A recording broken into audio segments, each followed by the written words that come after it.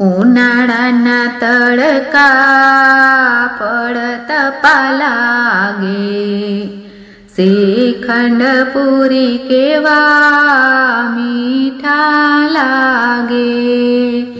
ઉનાળાના તડકા પડતા લાગે, શ્રીખંડ પૂરી કેવા મીઠા લાગે.